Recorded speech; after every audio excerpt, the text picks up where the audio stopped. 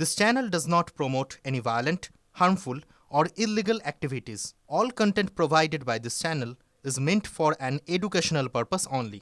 এদিকে সুপ্রিম কোর্টের নির্দেশে সার রাজ্যে ফের আক্রান্ত ভোট অধিকার। ফারাক্কার পর এবার দক্ষিণ দিনাজপুরের কুমারগঞ্জ মাইক্রো অবজারভার তিনি আক্রান্ত হয়েছেন। সপাটে চর মারা হয় মাইক্রো অবজারভারকে। পুলিশের সামনে হামলার অভিযোগ, তৃণমূলের বিরুদ্ধে হামলার অভিযোগ তুলে সোশ্যাল মিডিয়ায় সরব হয়েছেন সুকান্ত মজুমদার।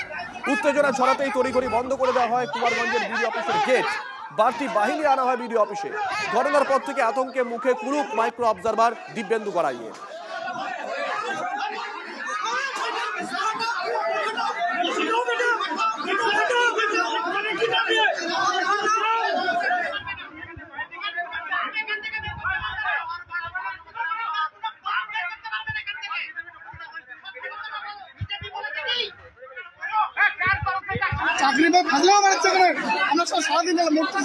সব করেও শেষ পর্যন্ত শেষ রক্ষা হতে পারছে না। এসআইআর এগোচ্ছে, নতুন নতুন রাস্তা তৈরি করছে ইলেকশন কমিশন যাতে সুষ্ঠুভাবে হয়।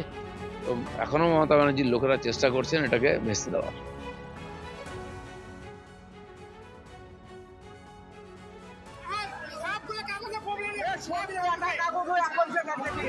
অন্যদিকে দিনহাটার দিকে নজর রাখবো আমরা।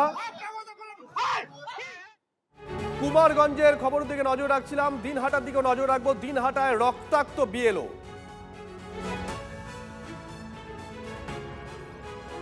দিনহাটায় রক্তাক্ত বিএলও। এসআইআর শুনানি নোটিশ দিতে যেতেই হামলা। বিএলওকে পছন্দ নয় বলে ধারালো অস্ত্রের কোপ। পুলিশের বিরুদ্ধে ব্যবস্থা নিতে গরিমসির অভিযোগ।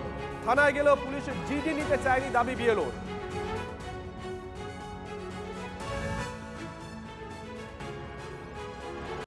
দিনহাটা সেখানে রক্তাক্ত বিএলও। এসআইআর শুনানি নোটিশ দিতে যেতেই হামলা। বিএলওকে পছন্দ নয় বলে ধারালো অস্ত্রের কোপ। পুলিশের বিরুদ্ধে ব্যবস্থা নিতে গরিমসির অভিযোগ। থানায় গেলে পুলিশ জিডি নিতে চায়নি, দাবি করেছেন ওই বিএলও।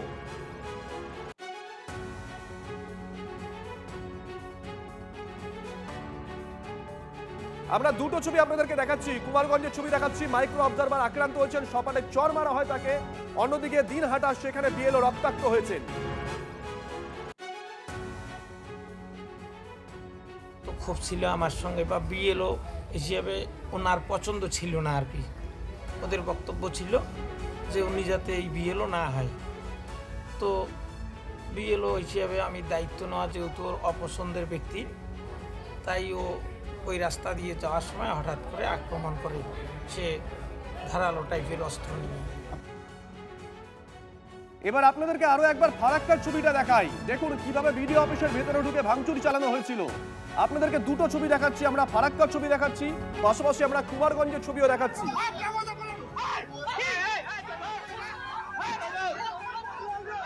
এই মুহূর্তে আমাদের সঙ্গে রয়েছেন তৃণমূল কংগ্রেস নেতা প্রাক্তন সাংসদ পার্থপ্রতিম রায়। পার্থবাবু, শুভজিৎ রয়েছি। পার্থবাবু, উত্তরবঙ্গের দুটো ছবি আমরা একসঙ্গে দেখাচ্ছি। আমরা যেমন কুমারগঞ্জের ছবি দেখাচ্ছি, দিনহাটার ছবি দেখাচ্ছি। দক্ষিণবঙ্গে তো আমরা ফারাক্কার ছবি দেখেছিলাম বা বিভিন্ন জায়গার ছবি দেখেছি। এই ঘটনা কেন ঘটছে বলুন তো, এবং ঘটনাটা থামছে না কেন? বারবার কেন যারা ভোট কর্মী আছেন বা বিএলও রয়েছেন বা অন্য যারা আধিকারিক রয়েছেন মারধর খাচ্ছেন? তারা তো আপনারা যে সরকারে আছেন, যে সরকার পরিচালনা করেন, তাদেরই অংশ। দেখুন, দিনহাটার বিওলোর যে মারধরের ঘটনাটি, সেটার সঙ্গে কিন্তু এসআইআর রিলেটেড কোনো বিষয় নেই বলেই আমরা প্রাথমিকভাবে জানতে পেরেছি। তবে পুলিশ প্রশাসন সবটাই দেখছে। যদি তার প্রতি কোনো অন্যায় হয়ে থাকে, অ্যাকর্ডিং টু ল ব্যবস্থা গ্রহণ হবে। তবে এটুকু আমি নিশ্চিত হয়েছি যে দিনহাটার বিওলোর মারধরের ঘটনার সঙ্গে এসআইআর রিলেটেড কোনো ইস্যু জড়িয়ে নেই। সেখানে পার্কিং ইস্যু নিয়ে, পার্কিং সংক্রান্ত বচসা থেকে স্থানীয় এক যুবকের সঙ্গে সমস্যা তৈরি হয়, অন্য কোনো বিষয় আছে বলে আমাদের জানা নেই। আর কুমারগঞ্জে বা বিক্ষিপ্তভাবে যে ঘটনাগুলো ঘটছে, সেগুলো কখনোই কাম্য নয়, কাঙ্ক্ষিত নয়। কেউ যদি আইন নিজের হাতে তুলে নেয়, আইনের মাধ্যমেই তাদের বিরুদ্ধে ব্যবস্থা গ্রহণ করা হবে। আমরা সর্বতোভাবে তৃণমূল কংগ্রেস এসআইআর পদ্ধতি স্বচ্ছতার সঙ্গে হোক, এটা আমরা চাই। কিন্তু নির্বাচন কমিশন বারে বারে যেভাবে শুনানির নামে হয়রানি করবার চেষ্টা করছে, খুব ফিল্দি কারণে মানুষদের ডেকে পাঠাচ্ছে, এটা দুর্ভাগ্যজনক। তবে অতি উৎসাহী হয়ে কেউ যদি নিজের হাতে আইন তুলে নেয়, তার দায়বদ্ধতা তাকেই নিতে হবে। দল এক্ষেত্রে তাদেরকে কখনো মান্যতা দেবে না, কারণ আমরা বিশ্বাস করি গণতান্ত্রিক পদ্ধতিতে এবং আইন শৃঙ্খলা সুষ্ঠুভাবে থাকুক, কেউ আইন নিজের হাতে তুলে নেক, এটা আমরা কখনোই চাই না। ধন্যবাদ পার্থবাবু। দিনহাটায় সেখানে রক্তাক্ত বিএলও, এসআইআর এর শুনানি নোটিশ দিতে যেতেই হামলা, বিএলওকে পছন্দ নয় বলে ধারালো অস্ত্রের কোপ, পুলিশের বিরুদ্ধে ব্যবস্থা নিতে গড়িমসির অভিযোগ, থানায় গেলেও পুলিশ জিডি নিতে চায়নি দাবি করেছেন বিএলও। যদিও আমরা একটু আগে কথা বললাম প্রাক্তন তৃণমূল কংগ্রেসের প্রাক্তন সাংসদ পার্থপ্রতিম রায়ের সঙ্গে, তিনি বললেন যে এর সঙ্গে এসআইআর এর কোনো সম্পর্ক নেই, মানে দিনহাটার ঘটনার সঙ্গে এসআইআর এর কোনো সম্পর্ক নেই। সুকান্ত মজুমদার, তার সঙ্গে আমরা কথা বলেছিলাম, তিনি কি বলেছেন? পুলিশ প্রশাসনের দেখা উচিত যে বিএলও কে যদি সুরক্ষা দিতে না পারে তাহলে সে নির্বাচন কমিশনের নির্দেশে কাজ করবে কি করে।